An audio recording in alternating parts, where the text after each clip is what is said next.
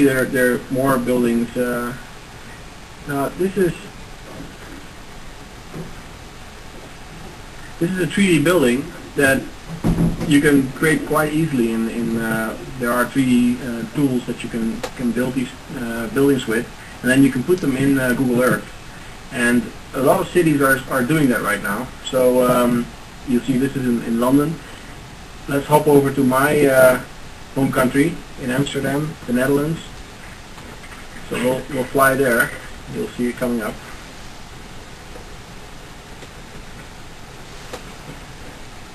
And let's zoom in. So this is the Amsterdam area. You'll see it's already loading in all these 3D buildings. And you'll see, as we zoom in, this is the central part of Amsterdam. Here is the big central station, the railway station. This is the old city center, as seen from the top. Okay, we'll zoom in a little bit more. So here you have all the canals, and I don't know if any of you know Amsterdam, but well, the Dutch people, of course. But as you, so right now loading in these 3D buildings, and I'll tilt it down a little bit so you'll get a bigger view. Okay, now it's a bit slow, I think, because normally this goes very smoothly. So okay, there you go. But while it's loading in all these buildings, you'll see a lot of buildings appearing, and it's like, as Ron showed before, a maquette, but then in a 3D environment, based on actual satellite images. And well, you see they create a lot of 3D buildings. They've rebuilt it quite a lot. So let's take, now not all of these buildings have texture on it, so they've put texture on only a couple of the important buildings, like for instance this is a palace on the Dam, so it's Manfred, can you hear me? Yes? Explain what texture is. The audience may not know that. Well, a lot of these buildings are white, so they represent the actual building, but like for instance this building in the center, it looks like an actual building and like a photo. And these buildings are just the form is the same, but it doesn't have a nice texture as on the palace here. So okay, let's look around a little bit. Okay. Now, it's still loading a lot of these 3D buildings now.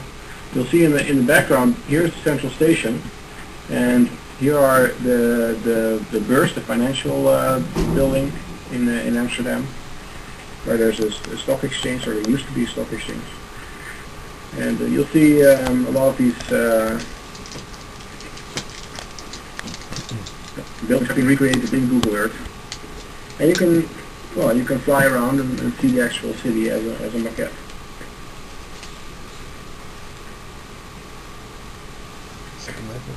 Now, let's take a look at another city. Like for instance, let's go to the Arc de Triomphe in Paris. We'll fly over there.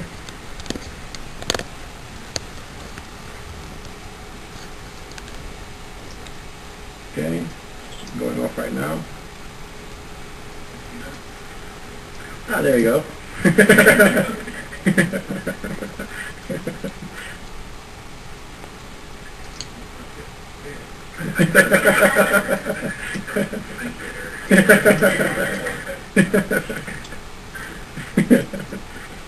So, okay, so right now it's building up the image of Paris. It's downloading all the information from the internet, so it's taking a little bit of time.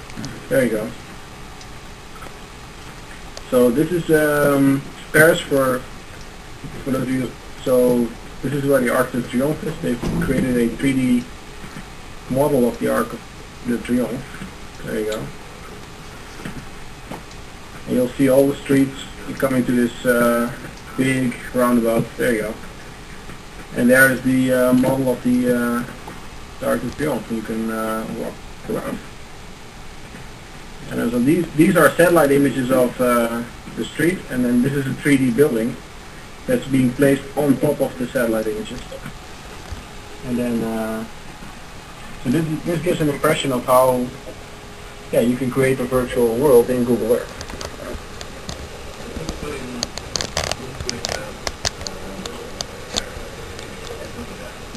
Basically, it can be done by anybody. Yes.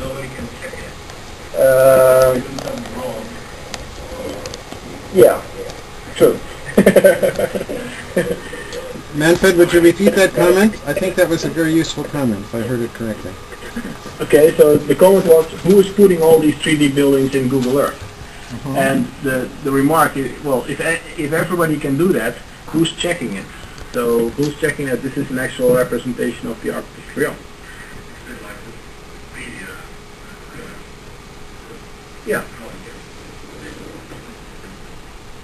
So the comment is that, yeah, it's like in Wikipedia, where the community, well, basically checks itself. Yeah. Yeah, but Wikipedia has specific mechanisms for controlling and for editing and that's a very good point. But right now there is no specific management of this process because it's so far it hasn't gotten a great deal of momentum. You have a few isolated cities. But I can imagine, for instance, there might be some disagreement on the way certain cities become represented. A case in point, for instance, Amsterdam has a red light district.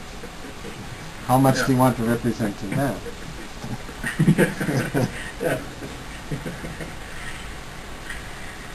So these are just some examples of 3D structures in Google Earth.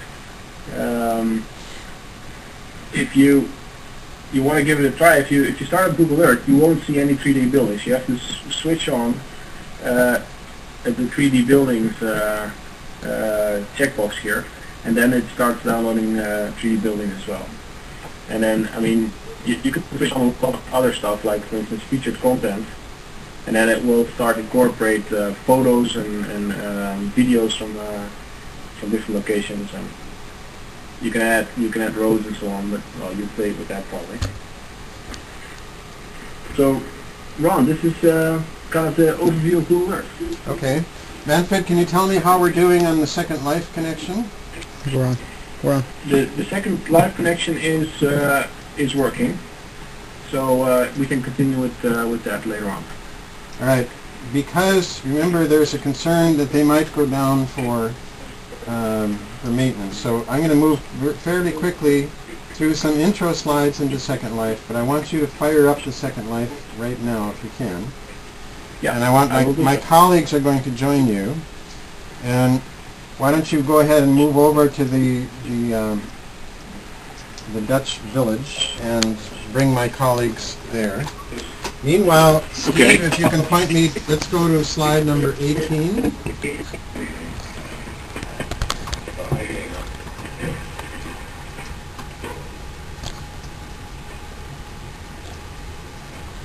Are we on slide 18? Okay. So now we're going to talk about the virtual worlds tourism. And I'm going to give you, so you just saw something, I believe that Manfred showed you, you saw something of the palace. This is the same square that Manfred showed you in Google Earth.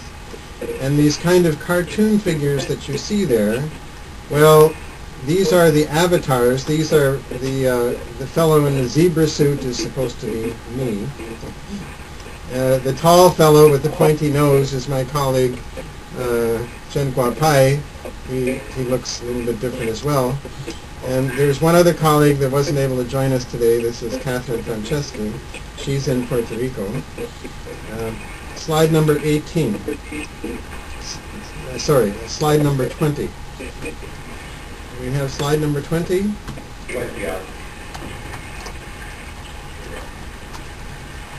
This is an actual photo of that same place. So if you flip from slide, go back to 19 just very briefly. Over on the left you see the church. Now go on to slide 20. You see that same church on the right.